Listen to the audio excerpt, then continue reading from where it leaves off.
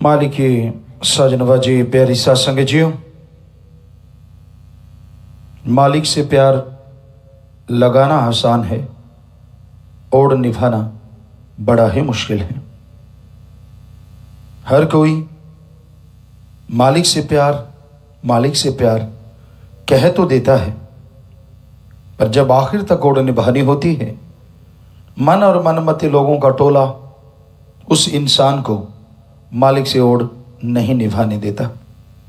जगह जगह पे रुकावटें, जगह जगह पे परेशानियां, और मन इतना हावी हो जाता है।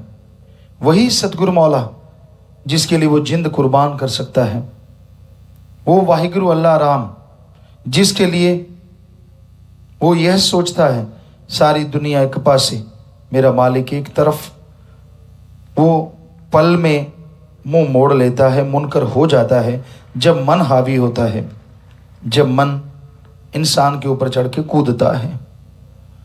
सो मन बड़ी जालिम ताकत है और मनमते लोग हवा देने को तैयार। जैसे देखा करते खेतों में आमतौर पे हम लोग करा करते, लकड़ियां इकट्ठी करते, उसे जलाते, हवा तेज चल रही होती, या कई बार कोई गिल्ली लकड़ी होती, बड़ी मुश्किल हो जाती आग जलानी, तो उसको मुंह से फूंक मारते, हवा देते, तो वो सुलगने लगती, और हवा देते और हवा फूंक मारते रहते, आंखों में कई बार धुआं भी पड़ जाता, लेकिन आखिर में वो जल उठती। इसी तरह पहले तो मन हवा देता है इंसान को, वो सुमरण करता है, भक्ति करता है, सतगुरु का प्यार उसे रोकता है। फिर लोग फूंक मारने वाले आ जाते हैं, मनमते, जिनका खुद का कोई बिन पैंदे के लोटे, जिनका कोई आधार नहीं होता, कोई परोपकार को नहीं मानते, कोई एहसान मालिक का नहीं मानते, तो वो फूंक मारना शुरू कर देते हैं। दे तेरे की, ऐसा नहीं, कान में फूंक, बातें, ये वो फला। तो धीरे धीरे वो जो आग मन की लगी हुई होती है, मन ने पहले डाउट पैदा कर रखा होता है, वो धीरे धीरे सुलगती है और एक दिन जीव उसमें जल उठता है और फिर सारी जिंदगी जलता रहता है। तो इस मन जालिम से लड़ो। मालिक से प्यार पाना आसान, उससे ओढ़ निभाना मुश्किल, क्योंकि ओढ़ निभाने में बड़ा समय होता है, पता नहीं कब इस संसार से विदा होना होता है, और उस दरमियान मन और मनमते लोग इंसान को टोकते रहते हैं। फिर भी जो मालिक का दर पकड़े रखते हैं, अपने सतगुरु मौला के प्यार मोहब्बत में चलते रहते हैं, उनके माँ बाप धन्य होते हैं, वो खुद धन्य होते हैं, उनकी कुलें धन्य हो जाती हैं, क्योंकि माँ के संस्कार बताते हैं, बाप के जो साया है वो बताता है कि आप के अंदर कैसी आदतें हैं। क्योंकि एक बार मालिक से प्यार लगा लिया, फिर पीछे कदम हटाने का तो मतलब ही नहीं। परम पिताजी ने वचन किए, बण के प्रेमी फिर दिल नो डलौना की, अगे नो बधा के पैर पीछे नो हटौना की। लड़ो अपने मन से और दूर रहो ऐसे मनमते लोगों से। अरे माँ बाप के भी नाम आपके साथ जुड़ा है कि कैसी आप औलाद हैं, माँ बाप के कैसे संस्कार हैं। ये कोई बहादुरी नहीं होती, वो तो जानबूझ के हवा देते रहते हैं। जैसे बहुत बार सुना, जो गुंडा तत्व हैं, बुरा कर्म करने वाले हैं, उनको लोग कहते हैं कि तू बुरा कर्म कर, तुझे जन्नत नसीब होगी, अल्लाह तुझे गोद में बिठाएगा। गोद में नहीं, नरकों में वो बदतर हाल होता है उनका, जो कहने सुनने से परे है, बहुत बुरा हाल होता है। तो वो तो हवा देते रहते, उन्होंने कौन सा कुछ खुद करना होता है।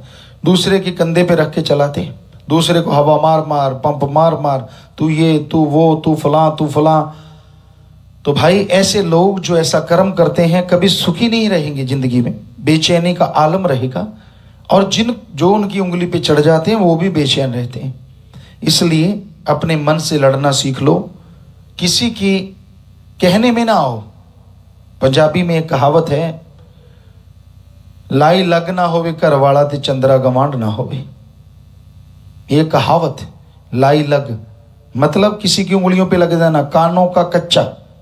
किसी ने कुछ कह दिया, ये है वो है फलां, उसी की बात का यकीन किया और घरवाली को पीटने लगा, घर में कलह कलेश हो गया। कहते ऐसा ना हो, और चंद्रा गवांड ना होवे, जिसका आप संग करते हो वो ऐसा ना हो जो निगुरा हो, या निंदा करने वाला हो, या बुरे काम करने वाला हो, क्योंकि आपको हत्थे से उखाड़ देगा, आपकी करी कराई भक्ति को मिट्टी में मिला देगा।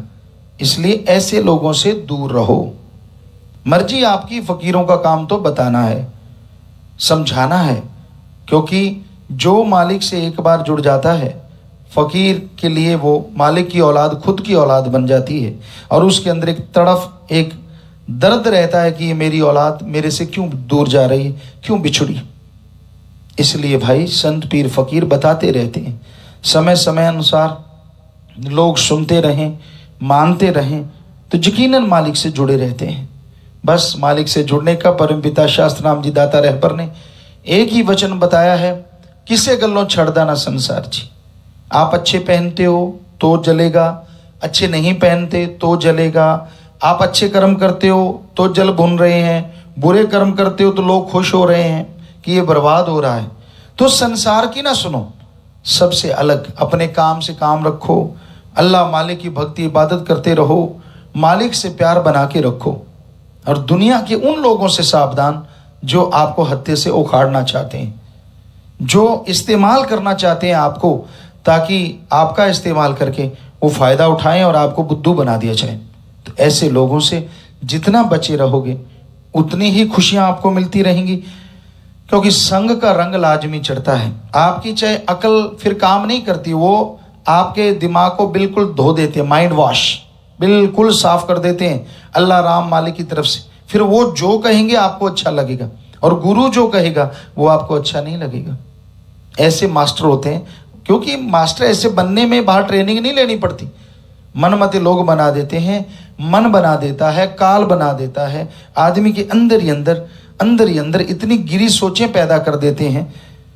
वो कभी नहीं सोचता कि तू अपने गिरेबान में देख, क्या तुझे तेरे अल्लाह वाहिगुरु ने, फकीर ने कभी बुरा कहा, तुझे गलत बोला? लेकिन वो ऐसी उंगली लगाते हैं जीव को, तुझे मेरे सामने ये कहा, फलाने के सामने वो कहा, सब बकवास, सब झूठ। फकीर कभी किसी से डरा नहीं करते।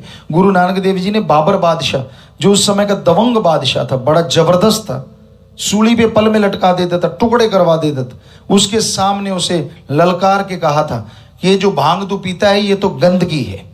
तो फकीरों को कोई डर नहीं होता किसी से। सो इससे उंगली लगाने वालों से सावधान रहो, जो आपको कह देते हैं कि भाई तेरे मेरे सामने तुझे ये, मेरे सामने तुझे वो सब अपना उल्लू सीधा करना चाहते हैं, अपने मतलब निकालना चाहते हैं। सो मनमते लोगों का संग ना करो, मालिक से ओढ़ निभेगी। और ओढ़ निभने का मतलब है कि आपकी जो आगे आने वाली पीढ़ियां और जो पीछे गुजर गई, उनका भी आप उद्धार करके निज धाम सचखंड सतलोक ले जाएंगे, और जीते जी परमानंद से आप हमेशा माला माल रहेंगे। इसलिए अगर मालिक से आप जुड़े हैं, सच्ची भावना से जुड़ो। ये नहीं कि बाहर से आप कुछ और दिखते हैं और अंदर आपके कोई और आग जल रही है। वो जानी जान है, वाली दो जहान है, उसको तो सब मालूम है।